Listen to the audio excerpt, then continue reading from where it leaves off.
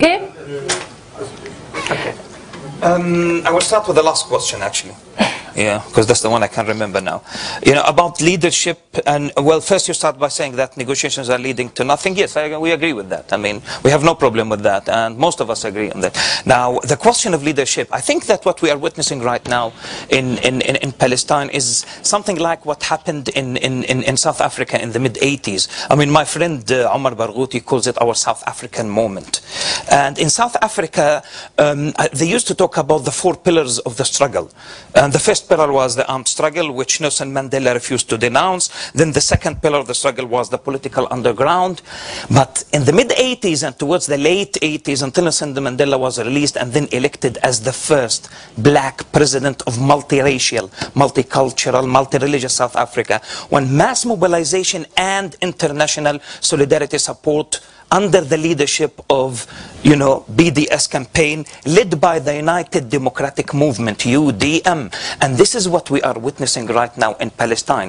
The BNC, Boycott National Community, is representative almost of all sectors of Palestinian society. And I can tell you something, the Israelis have realized that that what we are witnessing right now is, I would call it, the birth pangs of a new leadership in Palestine. It is the Mazin Qumsiyeh, the Ali Abu Ni'mas, the Omar Barghouti, the Lubna Masar was of Palestine. I mean, these people, these grassroots organizations form the BNC, the Boycott National. But sorry. Well, you know, it's difficult sometimes. Okay, I'm interrupted now. Okay, so the BNC, what we are witnessing right now is the birth pangs of a new leadership in Palestine, representing almost all Palestinian sectors, Islamic and nationalist, organizations. And to your knowledge and to my knowledge, there are 3 documents around which there is a consensus. One was the Palestinian Charter, which was changed in Gaza when Bill Clinton and Hillary Clinton visited Gaza, I think 1996 or something like that. I can't remember the exact date. Yeah. Later than that, okay. And then you have, of course, the so-called prisoners document, and it couldn't bring, Fatah and Hamas. And the 3rd document is the 2005 BDS call, and it is a rights-based document. It's not a political document. It doesn't call for a political solution. It's a rights-based document that calls for an end of occupation, end colonization, and end to the apartheid policies practiced by Israel against the 1.4 Palestinian citizens of the State of Israel. And I think that this is the alternative. Yeah. Do you want to add something, Mazin? Yes. With regards to this ideas about one state and so forth, my friend Ali Abu Ni'ma is going to speak tomorrow about the issues of one state, and I'll leave it to him to speak more in detail about the one state solution. As you know, I actually wrote a book also published in 2004, as I said, called Sharing the Land of Canaan. So obviously I'm in favor of sharing and coexistence and a democratic state for all its citizens. But I should say that this is not a new idea, and this is not a reevaluation based on the failure of negotiations. Those of us like me and Haidar and Ali and others have always held this belief. And in fact, it is the belief of the PLO, the Palestinian Liberation Organization. And we believe the PLO Charter was never amended correctly. We believe the PLO Charter is still a valid charter, that the PLO Charter calls for one secular democratic state for all its people. This has been a call by Palestinians from 1965 and beyond, but I should say even much before that. Die Frage zielte mehr auf die Reaktion von anderen arabischen Staaten bezüglich einer Einstaatenlösung. Other Arab countries concerning a one-state solution. Other countries. Yes. Other Arab countries. Yeah. So what we have, as Haidar said, is there is a consensus among Palestinians. There is a what's called constants, Palestinian constants, tawabit. Thawabit, which constants in Arabic, is the idea that we have certain things that we Palestinians should not be negotiating about, the right of return being the first and most important one. This is legitimate human rights that cannot be negotiated away. When we talk about the roadmap to peace, by the way, that everybody talks about nowadays, roadmap to peace is 2,218 words. Do you know what the 4 words that are missing in those 2,218 words? Human rights and international law. Nowhere to be found in this document. This is not a roadmap to peace, it's a roadmap to disaster, in my opinion. And this has been shown over and over again. So that's why the subtitle of my book was Human Rights and the Israeli-Palestinian Struggle. So I urge you, you don't have to talk about one state, two states, confederations. There are many options. But talk about human rights and international law. Very clear. Every refugee has a right to return to his homes and lands per international law. I don't care if you support 2 states or 1 state or whatever, but every refugee has a right to return to his homes and lands. As far as the Arab states and others, and then this brings me to the issue of the Kairos document, the question that was asked about the Kairos document and the reception for the Kairos document. We Palestinians, as Haidar pointed out, we're moving on. If you come join us, you're welcome to come join us. But if you don't join us, we're still moving on. If the churches you speak about, they come on board, ahlan wa sahlan, as we say in Arabic, we welcome them.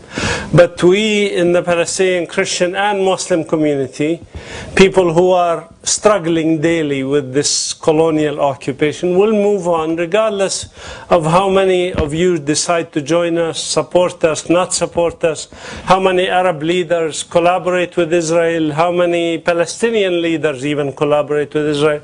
We don't care. We don't care. As Haidar used the word, we don't care. I'm going to repeat it. We have an agenda. The agenda is existential for us. Do you know what that means, existential for us? If we don't do this, we die. If we do not do this, we don't have a Palestine. We don't have peace. We have endless wars. We have endless conflicts. So for us, this is our agenda, and I see the Kairos document as a step in the right direction that has mobilized already many churches. I speak to international, sorry I'm going too fast for the translator, I will slow down a little bit. I get internationals from churches around the world come visit us in Bethlehem, Bethlehem, birthplace of Jesus. So they come all the time. I meet with church delegations almost every week. I have 1 or 2 meetings with churches. And I see tremendous growth, logarithmic growth in support of the churches for boycotts, divestments and sanctions, and for the contents of the Kairos document.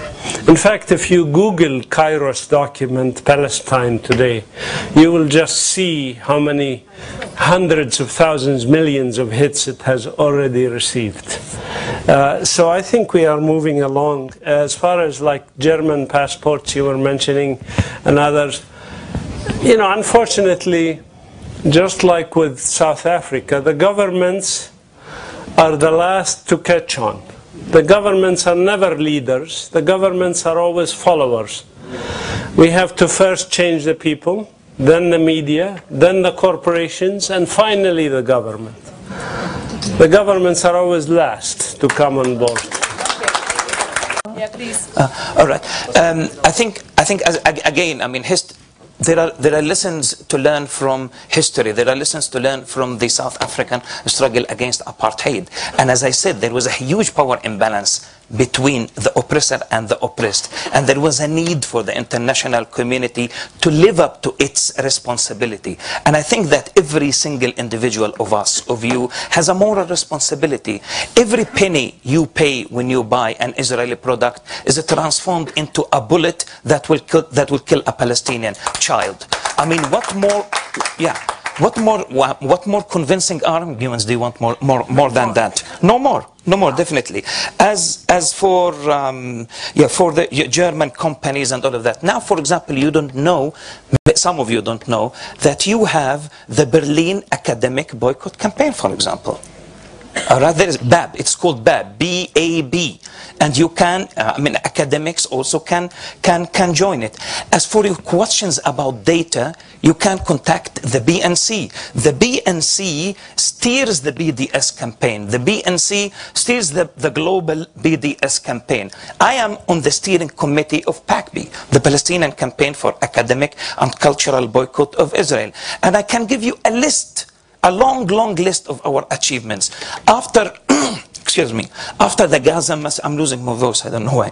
After the Gaza massacre, for example, we managed to convince the Scottish Trade Union Council to endorse our BDS campaign. So you have the Scottish Trade Union Council. After that, we managed to convince the British Trade Union Council. Before that, we had COSATU, and we have also some Canadian trade unions endorsing our BDS campaign. And that is a reminder of what happened in the 60s and 70s when the Norwegians and some other trade unions endorsed the South African BDS campaign, which ultimately, with mass mobilization and other pillars of the struggle, led to the collapse of the apartheid regime. I mean, without the intervention of the international community, it would have been impossible to witness the end of apartheid. That is my quick answer. Respond, please. I want to, about the arguments, and also we did not answer the question about the Israeli government attempts to make BDS illegal and punish Israeli and Palestinian citizens who engage in BDS. Of course, you know, the enemy, the colonizers, occupiers, will do everything they can to stop anything that we do to non-violently resist, right? This is not only what what you would expect them to do, but this is natural human reaction that the occupiers will do everything they can to stop us. I think that actually in itself is an indication of how effective this movement is. It is very, very important for us to realize that there's been very few Israeli ministerial committees formed. There's a ministerial committee that's formed from the Israeli government now to deal with BDS. And the laws that they are proposing in the Knesset are along the same lines, because they know how important and how effective they are. And I will just tell you one story about the in relation to the argument about BDS. In 2002, actually 2003, I believe, there was the World Economic Forum meeting in Davos, and they have an official magazine. This official magazine had a 2-page article titled "Boycott Israel." I wrote it. Don't tell me how I managed to get it into the official magazine of the World Economic Forum in Davos. But this article made waves around the world. I have never been more busy than in the few weeks after that with media interviews, hundreds of media interviews.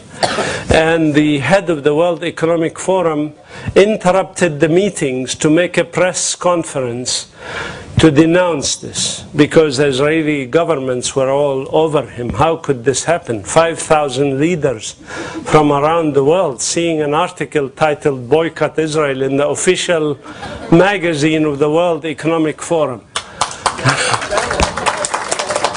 You know,